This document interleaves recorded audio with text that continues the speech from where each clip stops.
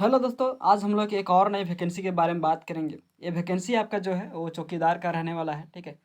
और ये वैकेंसी आपका हजारीबाग ज़िला से निकल के आया है।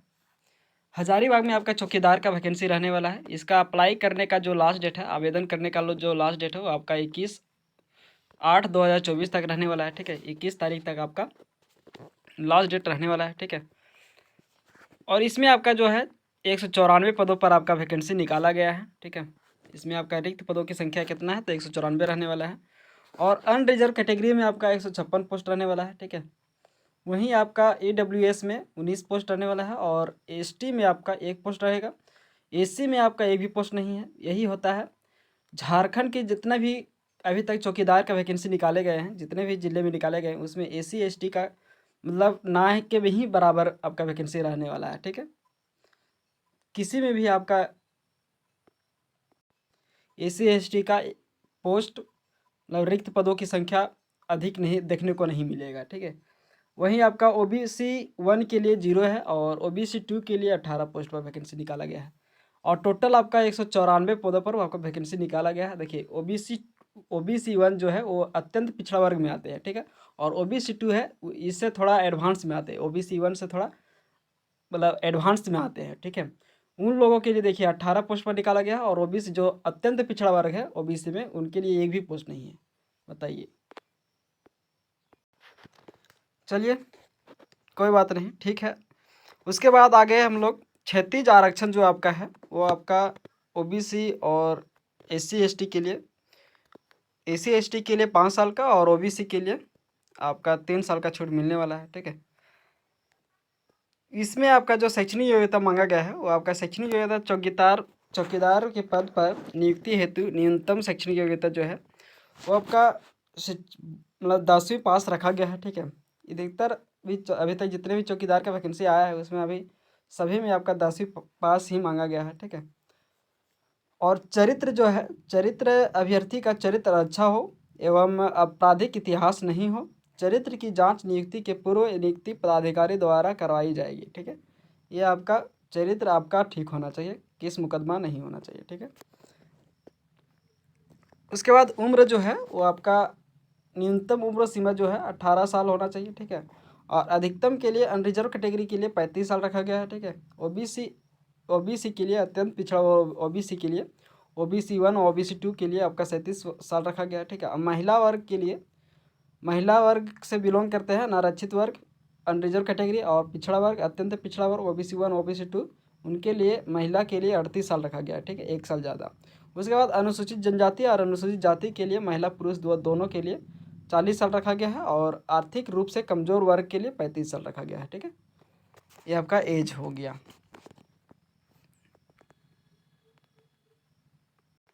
और जो एज का जो गणना होगा वो आपका आयु का गणना आपका 1/8/2024 तक किया जाएगा, ठीक है। इसमें आपका जो नियुक्ति प्रक्रिया है वो आपका नियुक्ति प्रक्रिया में आपको पहले आपका सर्वप्रथम अभ्यर्थियों को लिखित परीक्षा 50 अंकों की ली जाएगी, ठीक है। उसके बाद लिखित परीक्षा में जिला से संबंधित सामान्य ज्ञान, स्थानीय भाषा से संबंधित प्रश्न पूछे जाएंगे, ठीक है। और लिखित परीक्षा में न्यूनतम 30% अंक प्राप्त करना अनिवार्य होगा। उसके बाद सफल उम्मीदवार की सूची 1:3 की संख्या में तैयार की जाएगी। लिखित परीक्षा की पाठ्यक्रम सामान्य ज्ञान एवं स्थानीय भाषा से संबंधित 50 बहुकल्पीय प्रश्न जिसके लिए 1.5 घंटे का समय होगा, ठीक है। और गलत उत्तर के लिए कोई अंक कटौती नहीं की जाएगी, मतलब गलत कीजिएगा ना तो उसमें आपका कोई भी अंक कटौती नहीं किया जाएगा, ठीक है। कोई भी मार्क्स नेगेटिव मार्क्स नहीं रहेगा, ठीक है। और 1.5 घंटा का समय मिलने वाला है, 50 क्वेश्चन रहेंगे जिसमें आपको 1.5 घंटा का समय मिलेगा, ठीक है। उसके बाद आपका जो शारीरिक माप है वो आपका सामान्य जातीय और आर्थिक कमजोर वर्ग के लिए AWS के लिए आपको 160 सेंटीमीटर होना चाहिए हाइट, ठीक है। और पिछड़ा वर्ग और अन्य पिछड़ा वर्ग के लिए 160 सेंटीमीटर होना चाहिए। उसके बाद अनुसूचित जनजाति और अनुसूचित जाति के लिए 155 सेंटीमीटर मांगा गया है, ठीक है।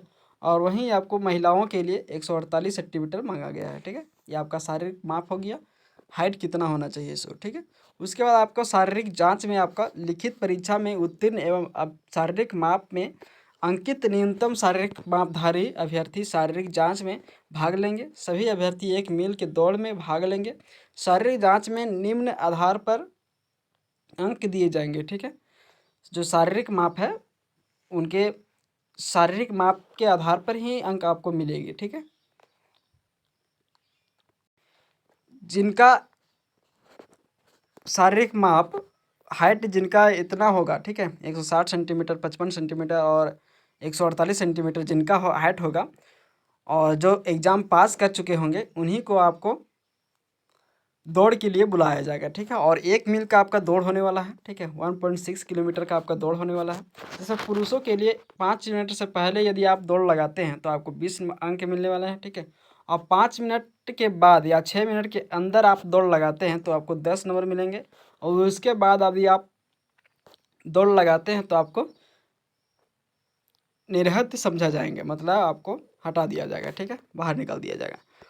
उसके बाद आपको महिलाओं के लिए 8 मिनट या उससे 8 मिनट से पहले यदि आप दौड़ लगाते हैं महिलाओं के लोग के लिए तो 20 अंक मिलेंगे। और 8 मिनट के बाद या 10 मिनट के अंदर आप दौड़ लगाते हैं तो उनके लिए 10 अंक मिलेंगे। ठीक है, और 10 मिनट से अधिक यदि आप दौड़ लगाते हैं तो आपको हटा दिया जाएगा। ठीक है,